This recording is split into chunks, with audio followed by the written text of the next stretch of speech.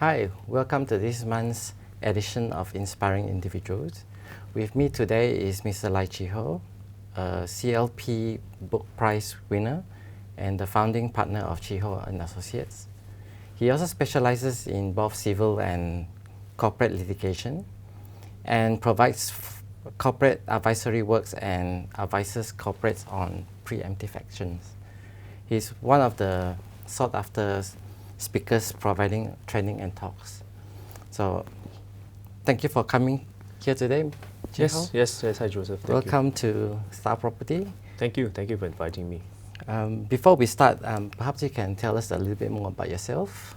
Okay, so of course, myself, I'm a lawyer by profession. In the course of doing my legal practice, I've started getting myself involved in the strata management operational side of things. So I volunteered my services, in the Joint Management Committee. Then, so during the statutory regime of the Building Commons Property Act in 2007. In fact, even before that, when the Building Common Property Maintenance Management Act has not come into play, I was already serving as a volunteer in all these management bodies. So in the course of serving in management bodies, I've come across all these different management issues. It ranges from the very basic point of defects going through, and then ranges also issues of maintenance charges, whether they're excessive, whether a uniform rate has to be paid among all the different proprietors or parcel owners. Yes, this is how I got myself into strata management issues, and then it continues until to this new statutory regime which has come into play. Of course, it started in KL. It's come into force on the 1st of June 2015.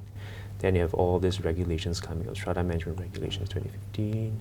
The most recent one being the strata management compounding offences regulations 2019. Right. Yes, Joseph. For buyers, Yes. why would knowing about strata management be important to them? Well, for buyers, I think there are a lot of factors. In fact, I think for buyers, there's some basic information they should know. For instance, when buying properties, they need to know whether it's a stratified property or not a stratified property. And in purchasing a stratified properties, for example, they should know the restrictions that come with it. Yeah. So, for example, they should know what are the existing bylaws that comes with it by staying in a stratified development. They should know the components that comes with it. In fact, the more sophisticated purchasers would also want to have a look at what are the share units that's been allocated or has been assigned to the entire development area. That's important. Important for a few different factors, one of which, of course, is how much do I have to pay my maintenance charges and how much the other purchasers are paying my maintenance charges. Am I subsidizing the maintenance charges for the entire development area like what you just suggested? Or are there even unsold units of the developer, were they even being paid? And of course, that a lot of other things. What are the common properties? What are the parcels? If that these parcels or these common properties, do it fall under the jurisdiction of joint management bodies or management corporation, or is retained with the developer as the parcels? So there are a lot of things. There are a lot of issues which I think, as a purchaser, they should at least know. The different components, identifying what are the common properties, what are parcels, what things they can do and what are the things they can't do, maintenance fees, and etc. It's interesting they mentioned about common areas. Now, with developments that's coming out now, a lot of the developers are going into mixed development. Yes. So the question here is, in a mixed development, there's different components. So how does the Strata Management Act affect the different components? Yes. Of course, as I told you, Joseph, I act for developers and also joint management bodies. In this regard, I've seen an increase of cases or dispute between different components, between the parcel owners or between parcels which were still being retained by developer. So for instance, a big development area, usually you have at least 3 to 4 components: residential, commercial, car parks, and office. Some now you even have hotels on block, all this. Yes, the issue has always been this. Of course, the current statutory regime now is everyone pays an equivalent rate, one rate, unless you are looking at Section 60 sub 3 sub B. That's where the management corporation is formed, and then the first AGM of the management committee has been convened and elected. The members have been elected. So the key issue, or the first IC, or the first problem I see is this. In each component, number one, whether do they pay an uniform or equivalent maintenance charges which applies to all the different proprietors of different components. I think that's one of the issue. Number two is this: don't forget that a lot of these components, they may also pay, that the vacant possession may also be delivered on a different phase, or phase the VP is being given. So then how do you control? What are the common properties? You may not know. And if VP is not given, should I be also be paying the maintenance charges for something, or some for the common properties which is not being used or enjoyed by me? That also includes the issue of some of them. One big development area, I have provisional blocks. All I need is I've already assigned these to be a block which is not being built or is not even erected. Whether do I also need to pay for or pay charges for those provisional blocks? This appears to be the main disputes that we are seeing now. But how transparent is this payment towards the management committee for the buyers? Do they have access to see what they're paying for? You see, that's the thing. If I look at it from the developer's point of view during developer's management period, you're looking at Section 14, looking at Section 15 in transferring all the accounts. But there is no standardized, or there is no standard format for reporting or recording the amount paid by each parcels. What you can often see an audit, or rather the accounts being presented in the AGM, or usually 90% of which will not contain the charges that's been paid over the years. It's almost always just a P&L, right? And it captures the main big ticket items. So when it comes to, for example, the maintenance charges, it may just come under one umbrella of calling revenue or just collection. That's all. So in order for you to go and identify who has paid, who has not paid, especially to those which were retained by the developers, that's really a very, very uphill task for the joint management bodies to go in and investigate. Yes, it's quite impossible unless you have the full set of register of parcel owners. You know exactly which parcels are being sold, which parcels are not being sold, which parcel is still in stock in hand of the developer. Now, for instance, even the developers, they tell you 10 stock in hand. So many components. These 10 may no longer be 10 anymore. When Section 15, when they transfer you the documents, they may be stocks and they may be selling during the different periods of time when they deliver the VP. As opposed to, for example, they hold the entire commercial units regarded as an asset for them, or they lock into it as an asset. Then it's easier to identify.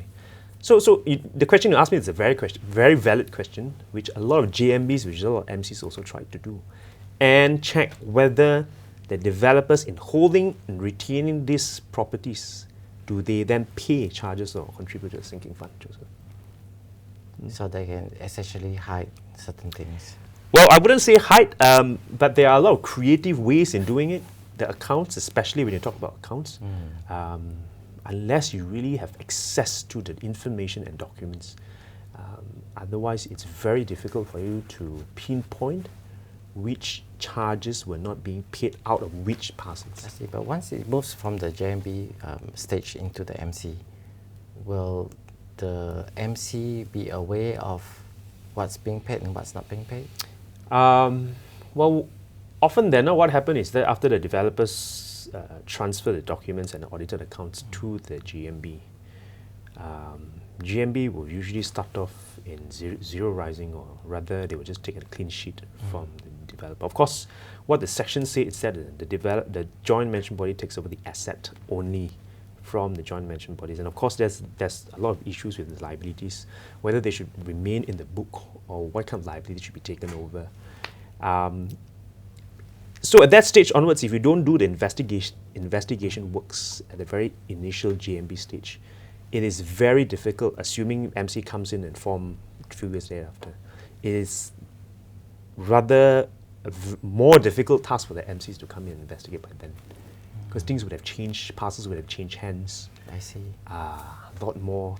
So this is one of the questions that buyers like to ask me, is that if there's like different components, do you split up the different components into different MCs? Like for example, if there's a hotel component, it's under one MC. And if it's like a commercial, it's under one MC, and the residential under one MC. Do you split it up like that, or is there just one MC looking at the overhaul? Okay, so the general rule is this: each development area would only have one joint management body, or rather one management corporation.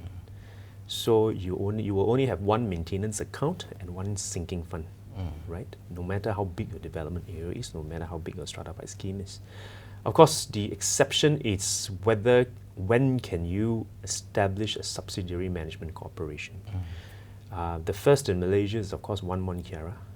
The subsidiary management corporation certificates issued already by the COB. So if you want to move on and establish a subsidiary management corporation under Section 63 onwards, there are also certain factors which you need to comply with, right? It is possible, yes, it is possible, but you need to go through. So for instance, I can tell you some of the regulations that number one, you need a comprehensive resolution that includes 60 days thereafter the AGM is convened. You need to have 66.6% of proprietors agreeing to it.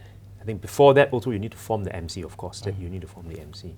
Two, it's also you need to get a surveyor to draw up a special plan in identifying which is limited common property, exclusive to that components, and which is a common property to be shared by all. So all this will boil down on the very first day when you do planning. Assuming you have a shared podium, a shared access for the residential component and the commercial component, then it makes it more difficult for you to delineate, for you to identify, for you to do a subsidiary management corporation. Yeah. I see. Yeah. Oh, that sounds very complicated and very... Of course. It sounds like a very long process. Yes. But it is possible to split up the various... It is. Of course, then you also have the issue of whether you have more than two parcels within that. So yes, it is possible for you to form subsidiary management corporation. But you need to really, because you need, after putting out special plans, you still need to go down to JUPEM. JUPEM will look at the plans, and then it will present at PTG, and then you will also have to file it to COB. To your knowledge, has any mixed development done that? Have they split up into different components? So of course, One Mon Kiara, they have done it already. They have different components. There are also further development areas which most of the big proprietors, or rather the big proprietors of the components, are exploring this. Of course, in exploring this, they also need to have the support of the entire parcel owner proprietor of the different components. So, as simple as it can be seen of what you need to comply from the law, there are also a lot of underground work, not underground work, but there are a lot of work that has to be done, unseen work that has to be done. You need to jostle, you need to get, drum up your support, you need to speak to the committee and see whether the committee even supports that idea, because ultimately they are the ones who's going to convene the general meetings, issuing circulars and seeing what are the views of the proprietors in general.